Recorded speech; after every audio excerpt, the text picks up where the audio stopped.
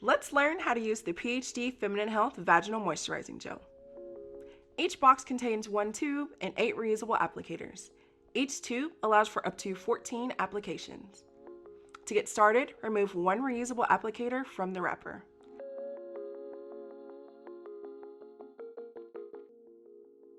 Then unscrew the lid of the tube.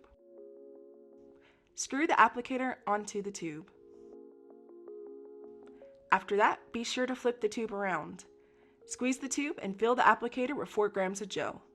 Each applicator has fill marks, so you'll know exactly how much gel is in the applicator.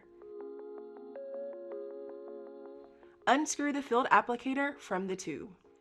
While sitting or laying down with your knees bent, insert the filled applicator into the vagina as far as it will comfortably go. Push down on the plunger to deposit the gel. Used applicators should be hand washed or run through a dishwasher and fully dried before each use. And that's it. Thanks so much for using our moisturizing vaginal gel.